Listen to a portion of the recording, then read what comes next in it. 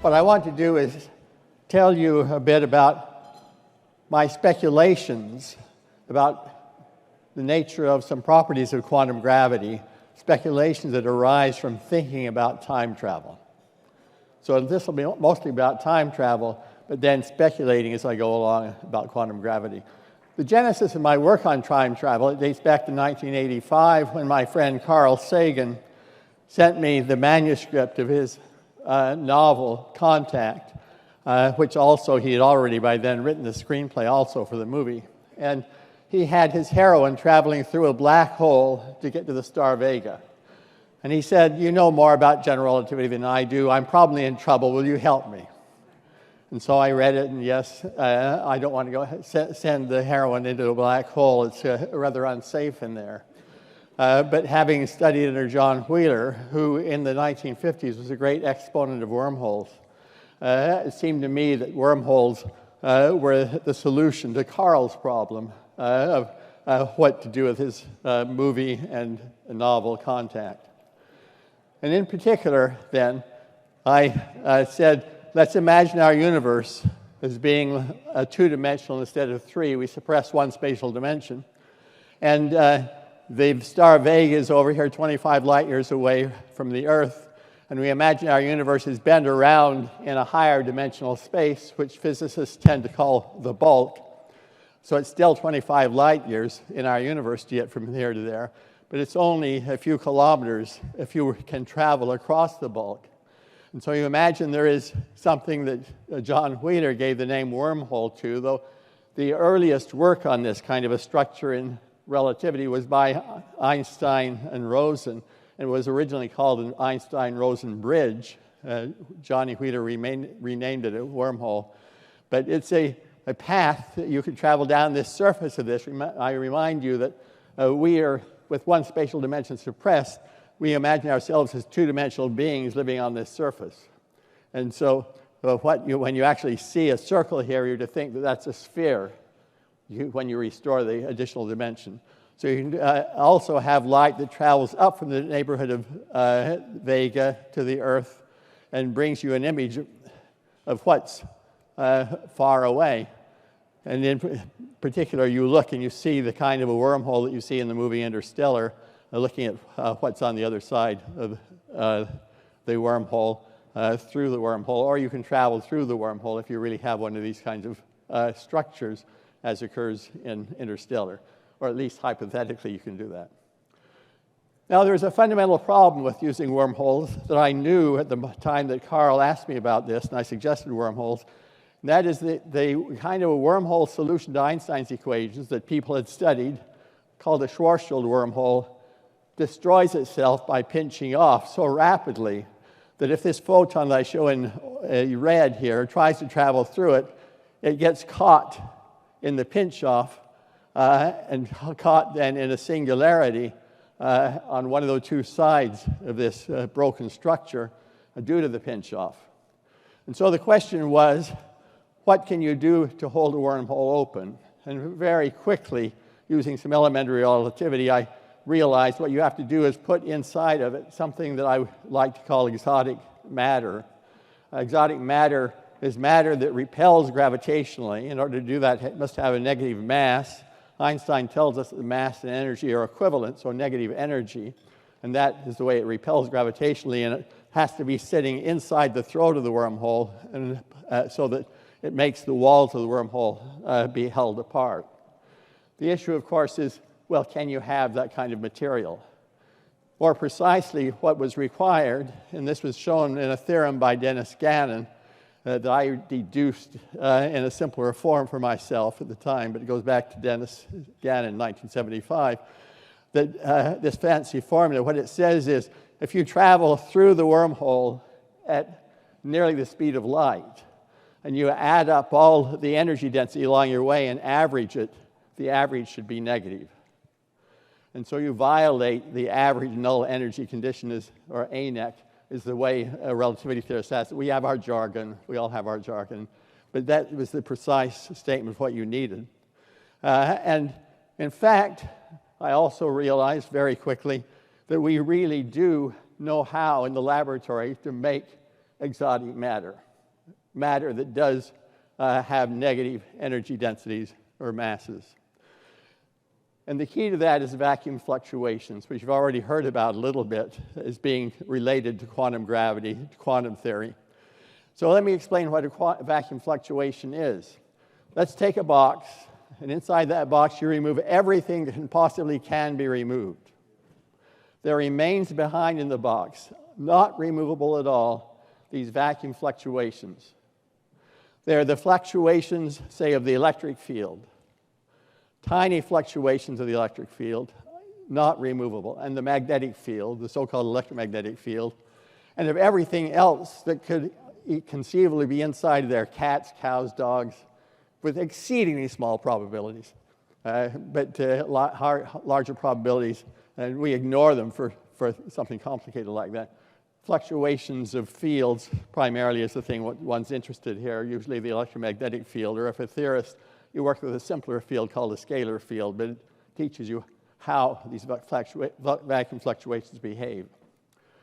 Now, the key thing about these is they're ubiquitous. They occur throughout physics. In the Big Bang birth of the universe, they occurred. And we heard Vladislav Mukhanov this morning talk about them and the observational data that says that, yes, they really were there at the beginning of the universe, and they ultimately were responsible, being amplified, after being amplified by inflation, responsible for the formation of structure that we see in the universe. Another example, Hawking radiation from a black hole. Vacuum fluctuations hit a star as it's imploding to form a black hole and come back out of the black hole afterwards, out of the vicinity of the horizon of the black hole, as Hawking radiation. It is vacuum fluctuations that have been modified, in that case, by the formation of the black hole. This laser beam that I'm using, it has photons in it, and those photons, if I watch their arrival at a photodetector, they arrive randomly. That random arrival is due to the beating of vacuum fluctuations against steady laser light. Vacuum fluctuations are just present here in that random arrival of the photons. So they're all over the world in physics, but the key thing is to manipulate them. So if you want exotic matter, all you need to do is have this region of the box lend fluctuations to that region. The region that borrowed the fluctuations now has excess fluctuations, and it will have positive mass. And the region that lent them will have negative mass. So the key thing is to figure out how to manipulate those vacuum fluctuations. And that, in fact, is the foundation for modern quantum precision technology. And we use it in LIGO today. It is actually responsible for the major improvement, largely it's responsible for the major improvements in LIGO sensitivity that have been achieved in recent years, manipulating vacuum fluctuations. For a wormhole, let me just take two electrically conducting plates. The electric field tangential to those plates vanishes because if they're perfectly conductors, because if you had any electric field tangential, it would drive a current that would annul the electric field. So the vacuum fluctuations in particular are suppressed parallel to those plates, so there's a net suppression of vacuum fluctuations between the plates, and that leads to negative energy density between the plates. The material, the electromagnetic field between those plates is exotic. It should repel gravitationally, we think, but nobody's ever done the experiment to see the repulsion. But the experimenters have done the experiments that explore those vacuum fluctuations and verify that indeed that they are there, and they've been modified. This is called the Casimir vacuum, and if I want to support a wormhole, I can just take two concentric electric conducting spheres. Remember, these circles become spheres if I add the third dimension in. So they're concentric spheres that happen to have the same diameter, even though they're concentric, because they're at the throat of a wormhole. They attract each other because of the suppressed vacuum fluctuations between them. There's negative energy density between them. You have exotic matter between them. You have an electric field that goes out from here and it is used to support those spheres against collapsing to each other. And all you need, so it's exotic between the spheres, all you need is to arrange that you hold the wormhole open this way in a manner that says that the total energy of the spheres themselves, which is positive, had better be less than the exotic matter's negative energy between the spheres. That's all you need. Now, in fact, there's been a lot of work done by my colleagues in quantum field theory to see whether that's possible. It appears it is not possible, but there's no proof. This is an example, very simple example, of manipulating the vacuum in order to get exotic matter and try to hold a wormhole open. If you want to read about this, there's a lovely little book by Alan Everett and Tom Roman called Time Travel and Warp Drives, University of Chicago Press, that is at a level that most people in this audience would be able to understand a large fraction of the book. It's a lovely little book on many of the issues that I'm talking about. Okay, so now let me talk about wormholes in our universe. Can they occur naturally? Almost certainly no. Can they be made by an infinitely advanced civilization? Infinitely advanced civilization, the most advanced civilization you can possibly imagine.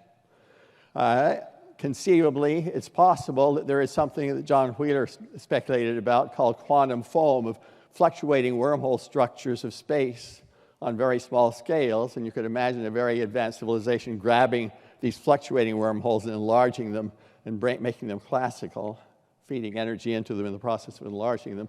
That's just wild speculation that I would normally only do over a beer or with a very, very friendly audience like I have here.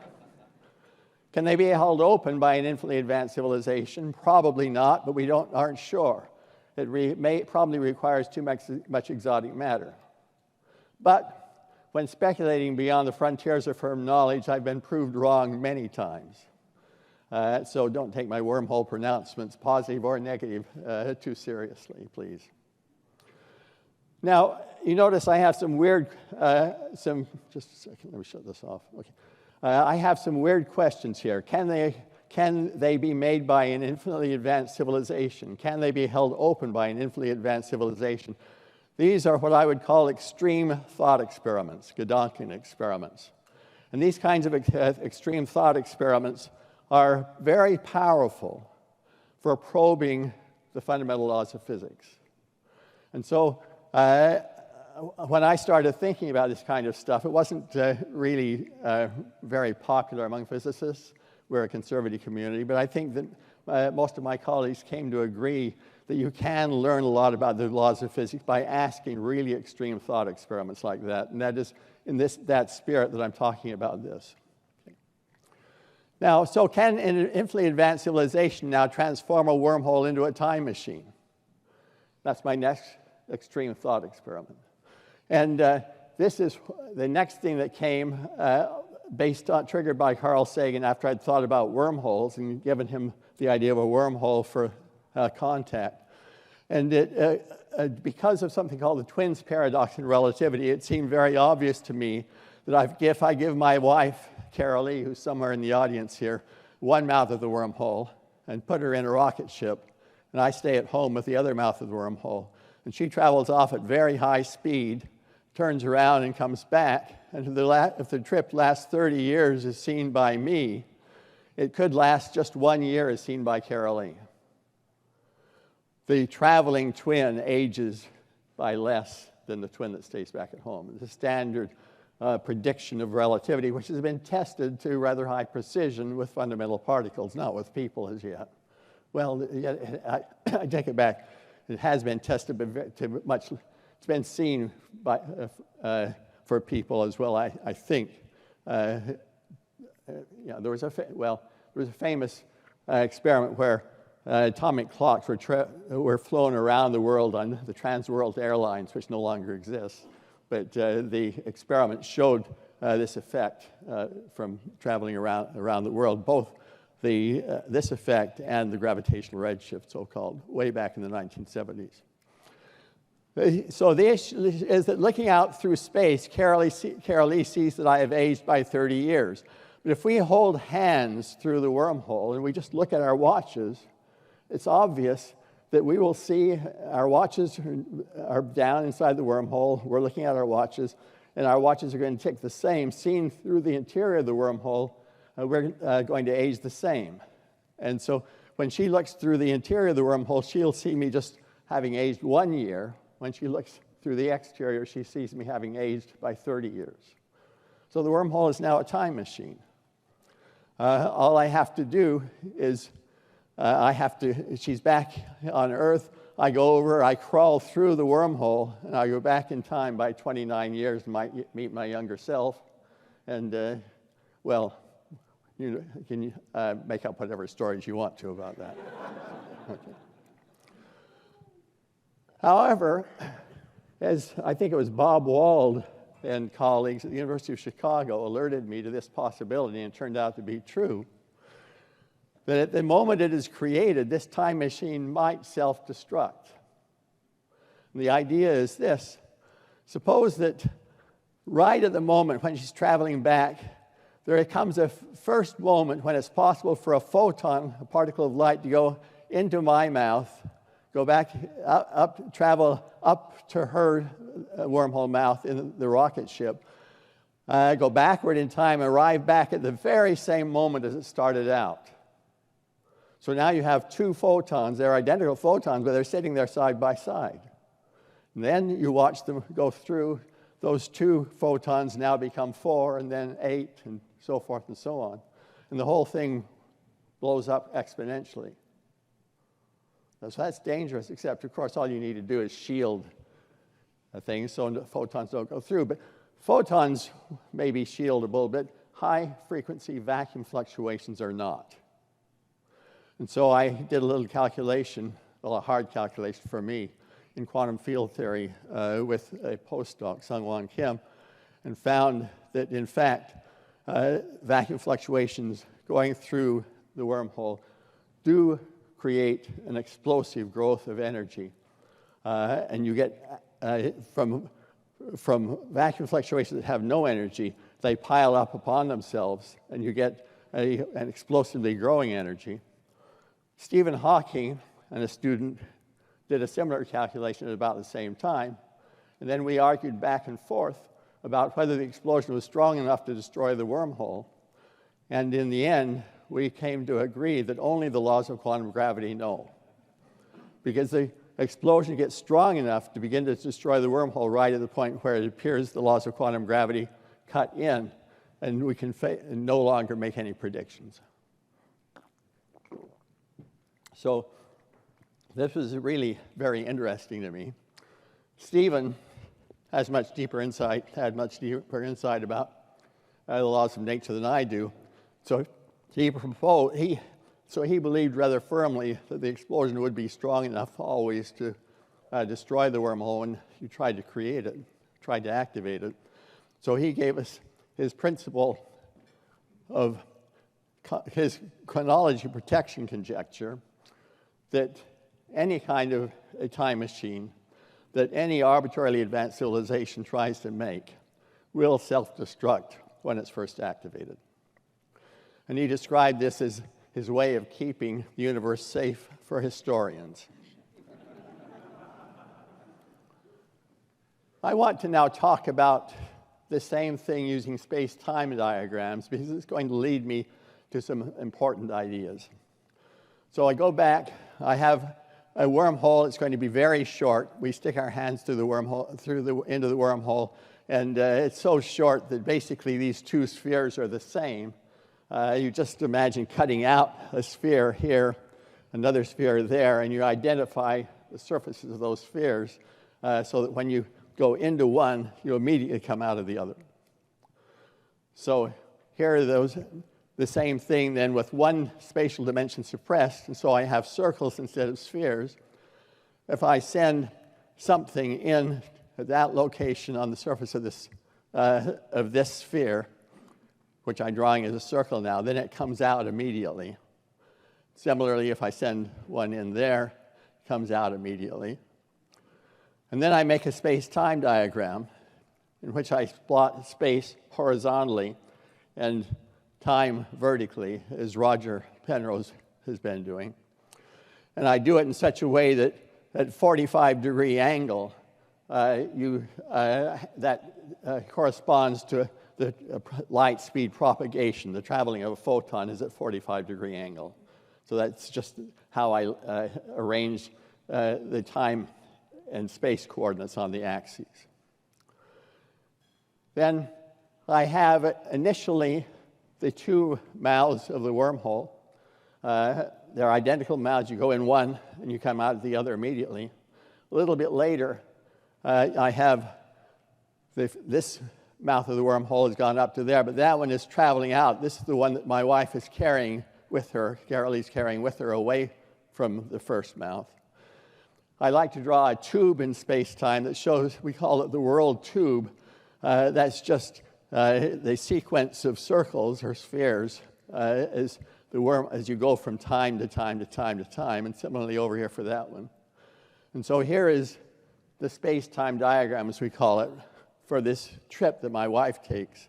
She goes out and back, and I'm remaining at rest back here at home. The closer to the speed of light she goes, it turns out this is just a property of time in relativity. This is the twins paradox business.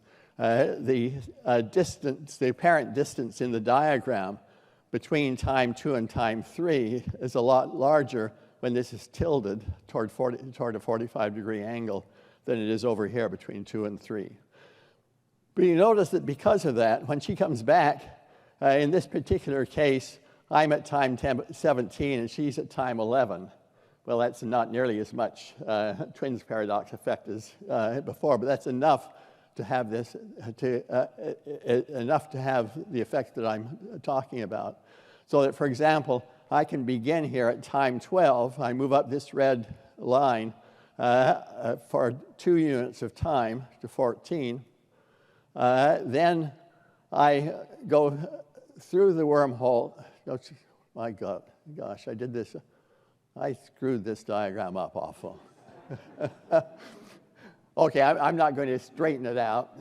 I don't know how I screwed it up. But, anyway, the key thing is you can easily see that up here you can easily time travel in the sense that I can go into at time 12 into this mouth, come back at that mouth at time 12, move up to time 14 and go at less than the speed of light and come back to where I started.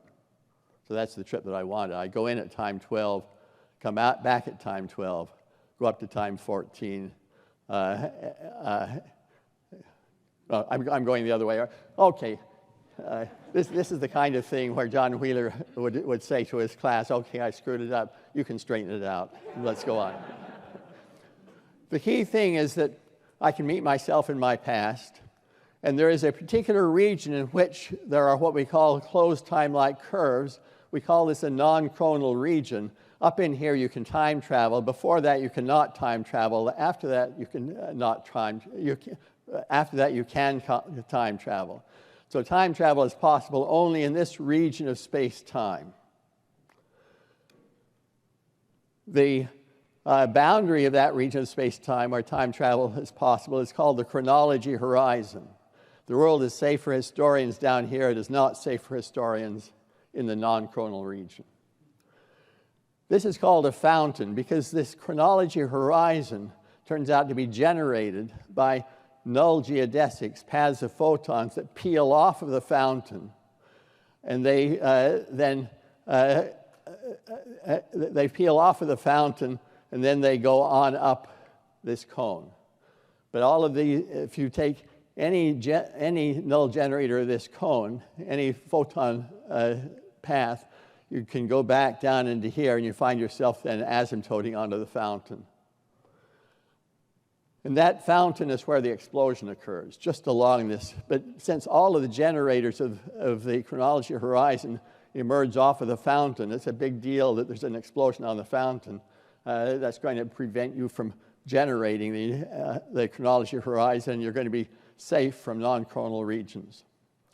And that explosion is where Stephen and I agreed the laws of quantum gravity must come in and tell us whether or not the explosion destroys the time machine, destroys the possibility of a chronology horizon before then the time machine is fully activated. Okay. Now,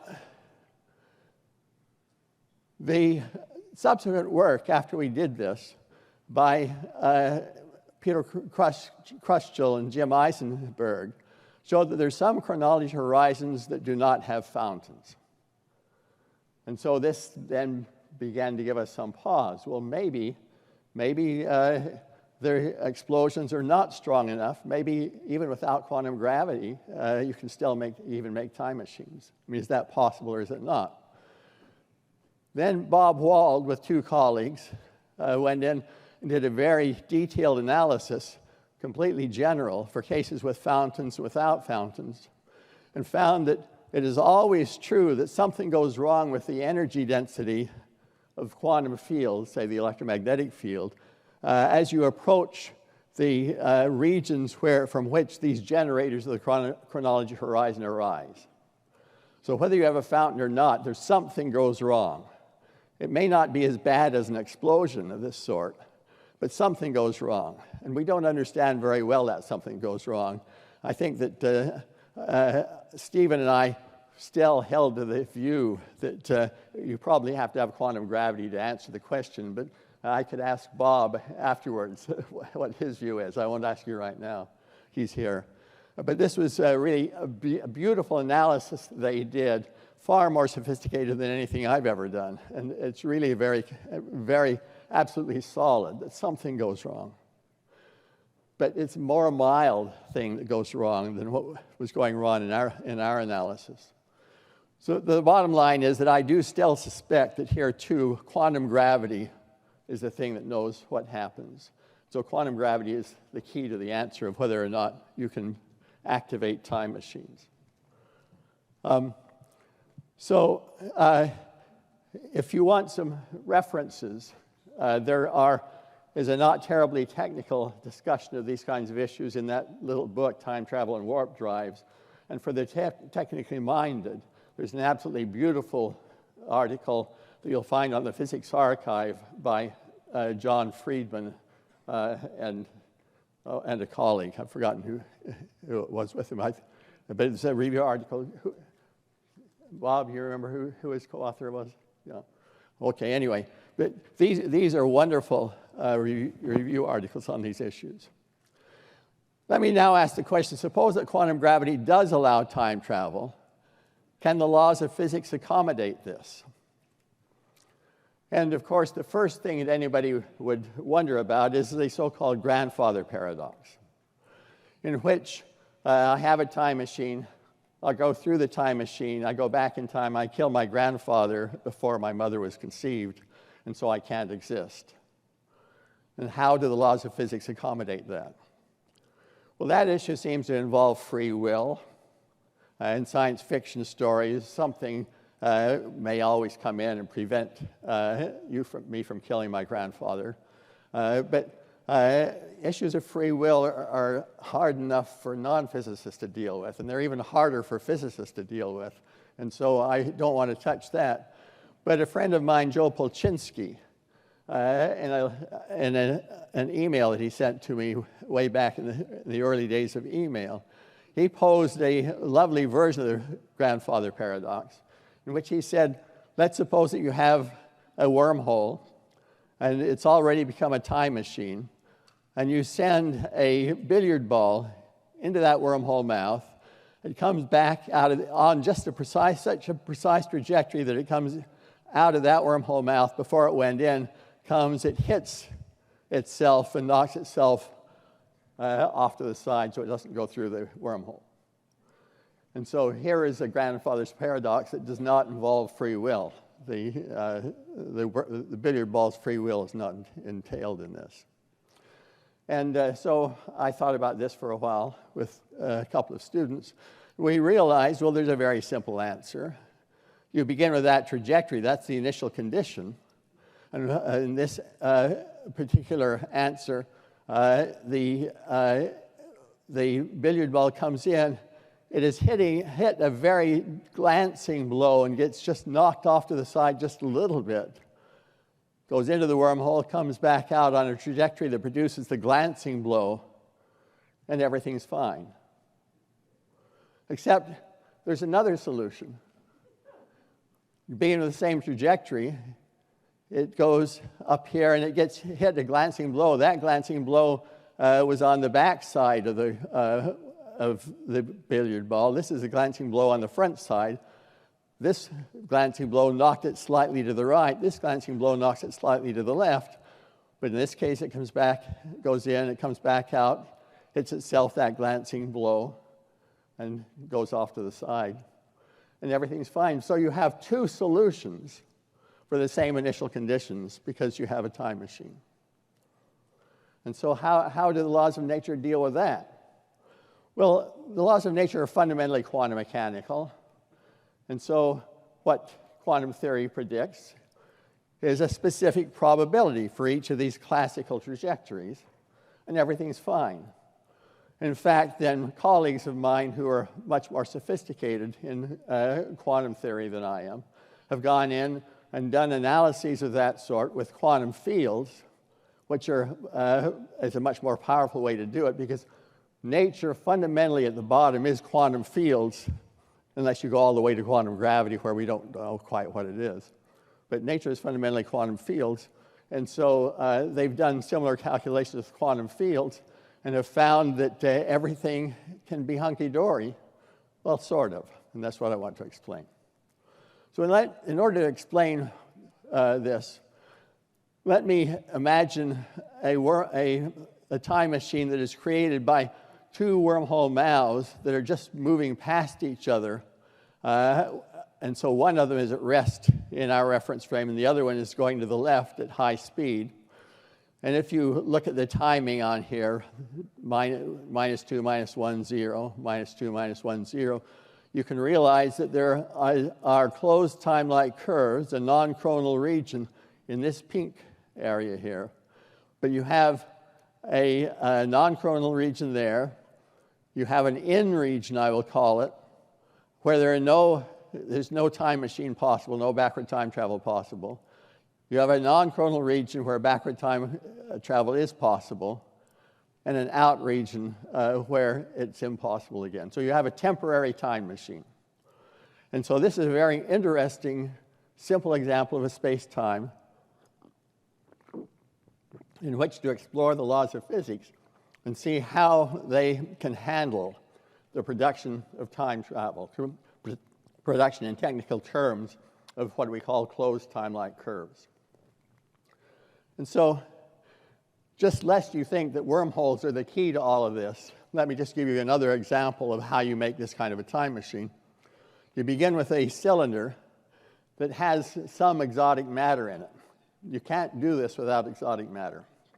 Exotic matter is central to being able to make time machines, as well as making wormholes, holding wormholes open, it turns out. There are theorems to that effect. And so this disk that has some exotic matter in it, you spin it up to very high speed, and when that happens, suddenly it becomes possible to time travel inside the disk and in the disk's vicinity.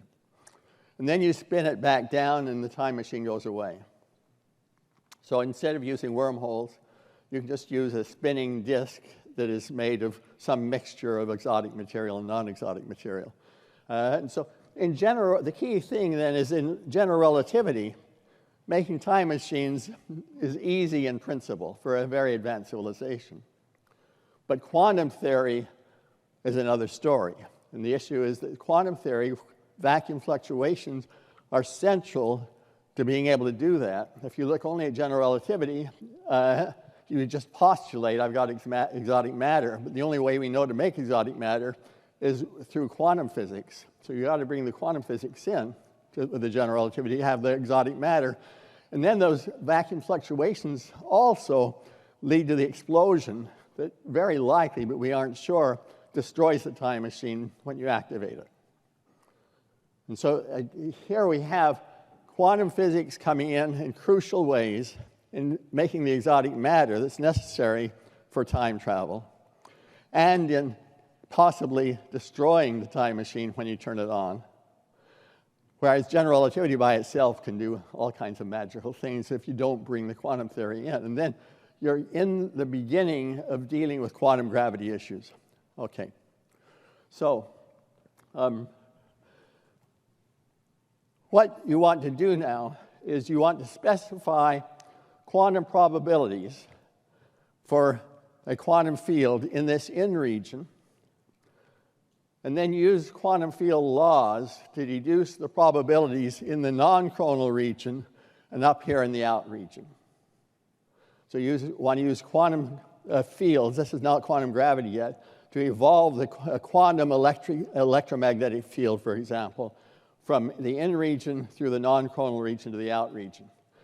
Now there's a fundamental problem, and that is that standard formulation of quantum laws cannot deal with non-chronal regions, period.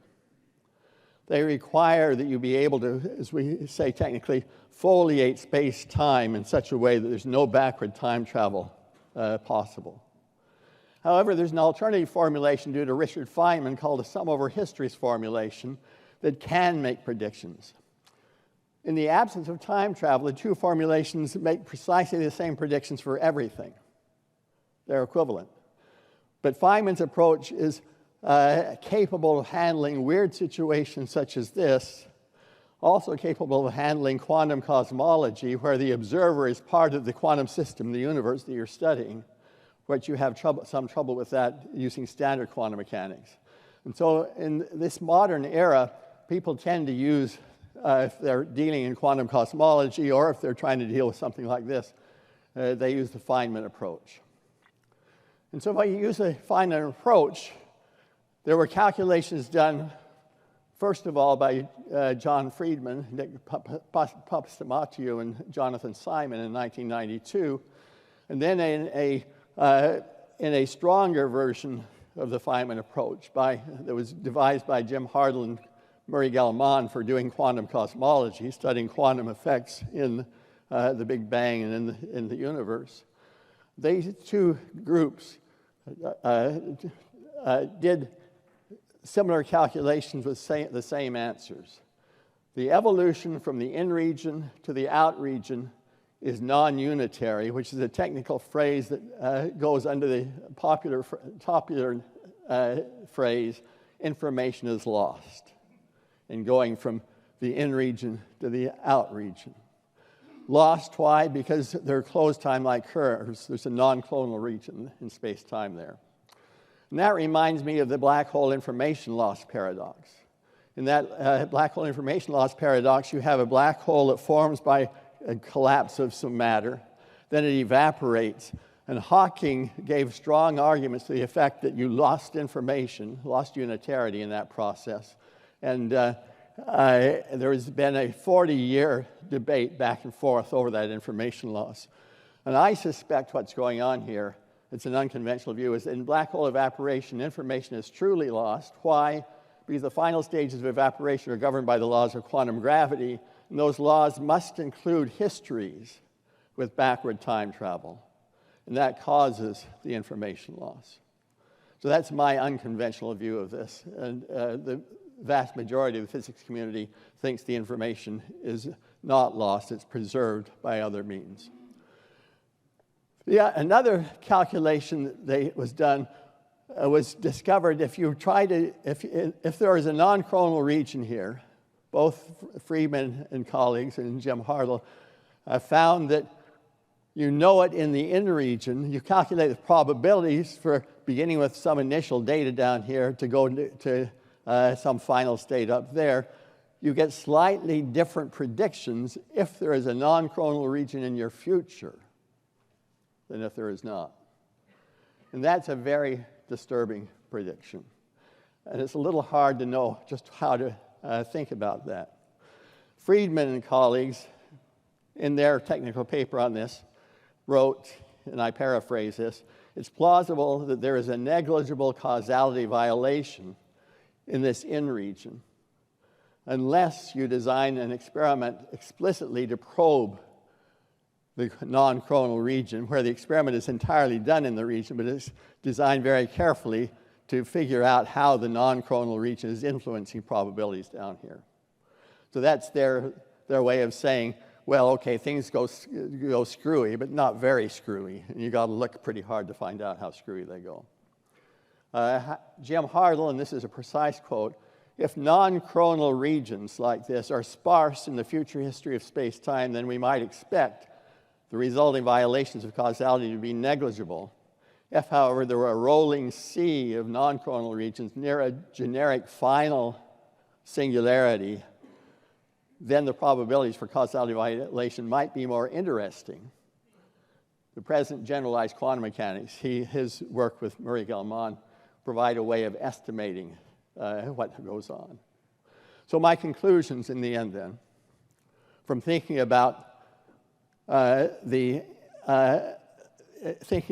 quantum gravity in the context of time travel, are the first that extreme thought experiments are very powerful tools for probing ill-understood physics, which is what we're probing here.